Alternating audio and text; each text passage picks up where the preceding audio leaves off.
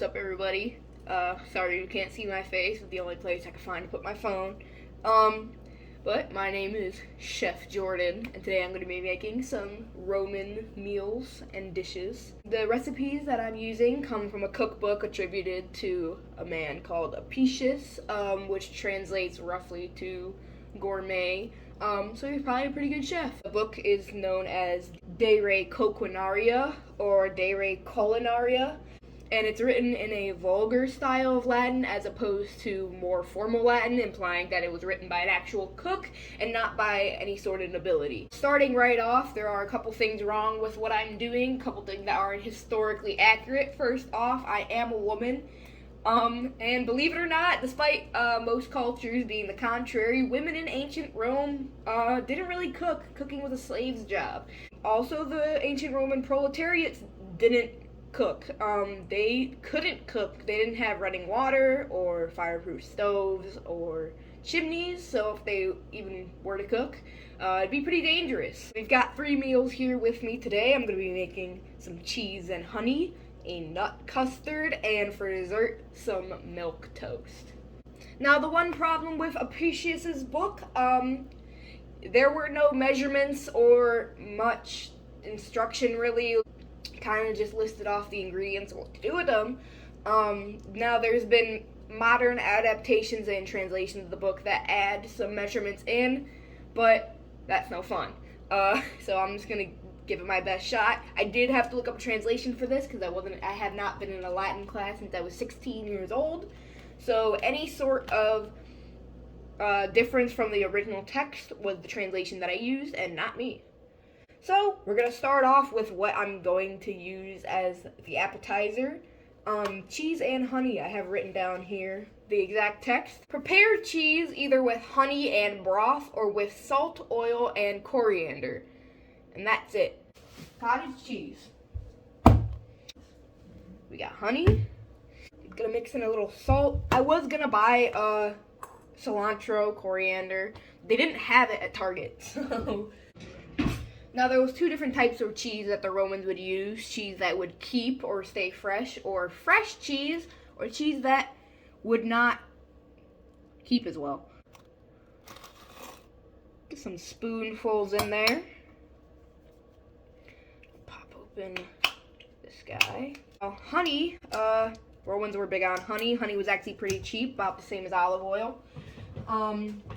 And they thought it was resemblant of the ambrosia that the gods would eat on Mount Olympus. So I'm just gonna go like that. Just stir it up. Just a bit more honey.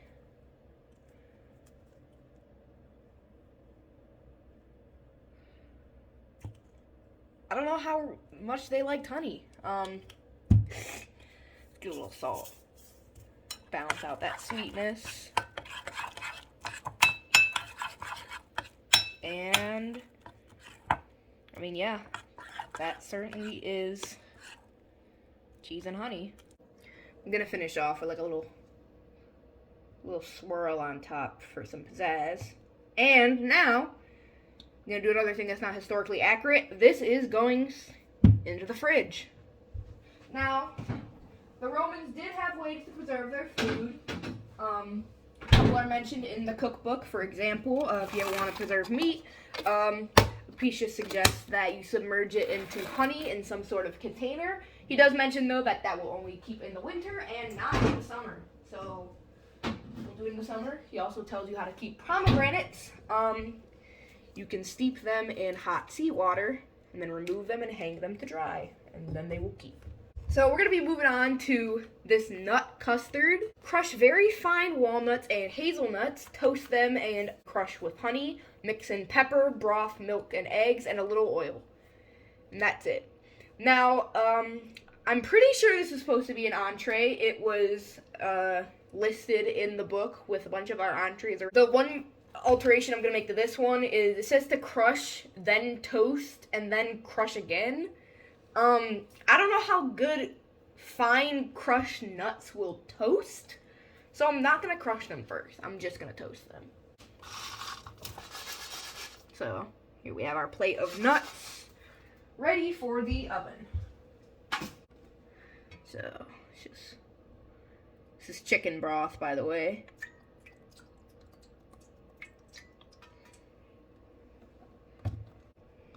We'll just do a couple like sprinkles.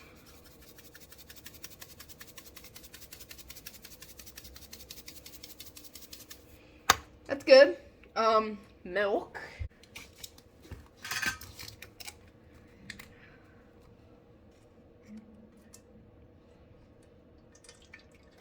Let's call that milk.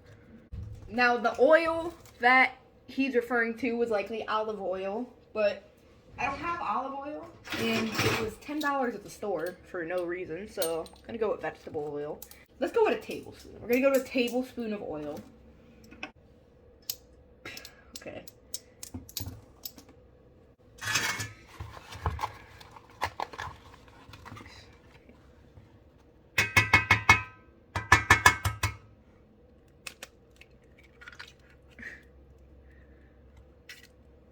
One. These are big eggs.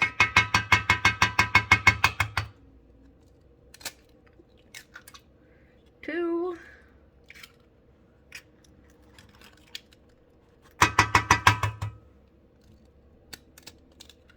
And three. I'm gonna whisk this up. I feel like that's... Alright, so I'm just taking the nuts out the oven. I'm gonna crush them up with this cup. I'm not gonna do it on camera because it's probably gonna take forever. So we got the nuts. They are all roasted and crushed. I think I made way too many nuts. Alright, so all the nuts are in. I'm not sure if this will cook the way it is right now. So it's looking like this right now. I don't have faith this is gonna cook into anything. So I'm gonna add more egg. Piece of shell fell in. So it looks like this now, which I think it's a better consistency. It's still very runny. Smells like nuts, nothing else. I think I'm just gonna stick it in the oven and we'll see if it cooks.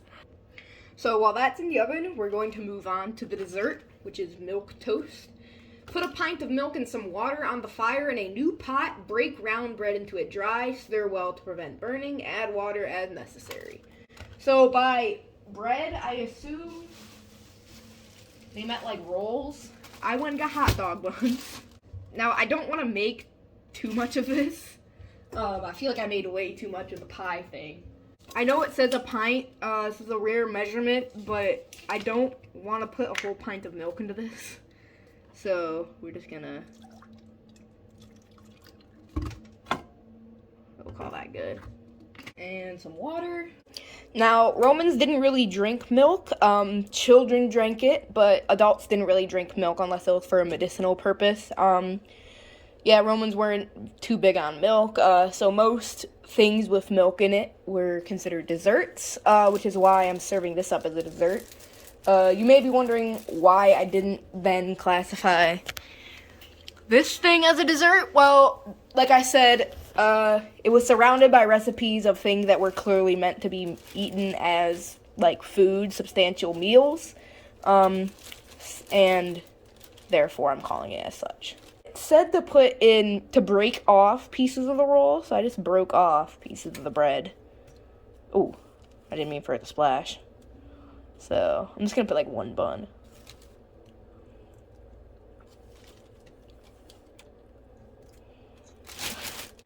I don't think this is gonna work. The translation of the text suggested that this was likely supposed to be like hard, stale pieces of bread.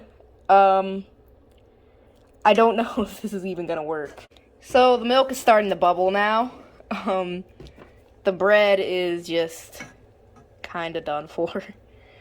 I have these tongs to pick out the pieces of bread, but yeah, that's not gonna happen. Alright, so a bit of an update. I'm just gonna leave this as is. We're gonna make this like a soup. So It actually cooked, and it smells like egg. It looks firm in the middle. It doesn't look good, but it cooked itself, which I'm surprised by. The milk here, it's certainly milk and bread. So, I'm not gonna eat any of this. My boyfriend is going to when he gets home. Alright, so we're starting off here with the cheese and honey. I don't know if the Romans ate it cold. Probably not, but you're gonna eat it cold. Oh. So. Alright, you want me to just take a big bite? If you want.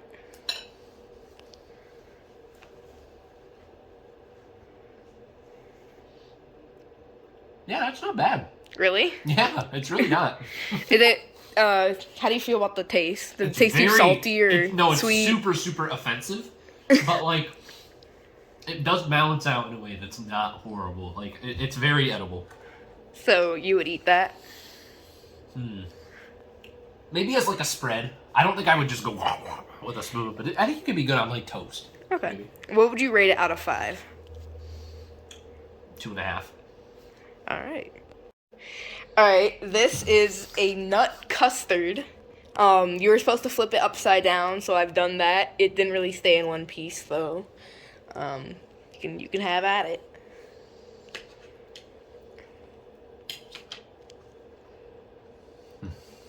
Definitely isn't custard. This is what it was called. Actually, it's growing on me. You know, at first the texture was throwing me off, but the hazelnut walnut combination is such a nice nutty flavor combination that it kind of makes it edible. You think it like negates it? How's the egg? The egg was disgusting. It was like I was trying to like avoid the egg and just get to the nuts. Do you think it was like cooked poorly, or do you think that the recipe was kind of doomed to start? I just think mixing eggs with nuts is stupid. Why would you do that? So, what would you give this recipe? 1.5 out of 5, I'd say. Just for the nuts. How about the appealingness? Oh no, that's what's dragging it down. Really, it looks like cat food. I think the visual aspect of it is its weak point, really. So you're saying I should throw the rest of the pan out?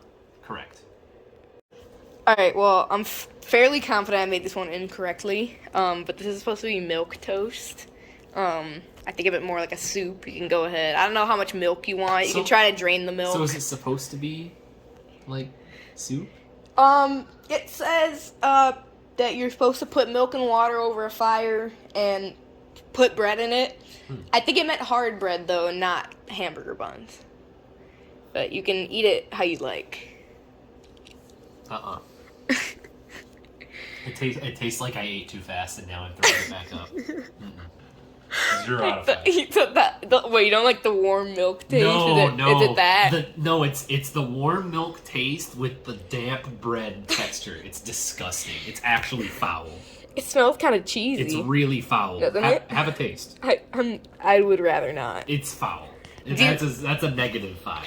Do you think if it was, like, with, like, hard bread, it would have been better? No, why would you ever dip your bread in milk? That's absolutely The Romans did it. Stupid. Because the Romans did it.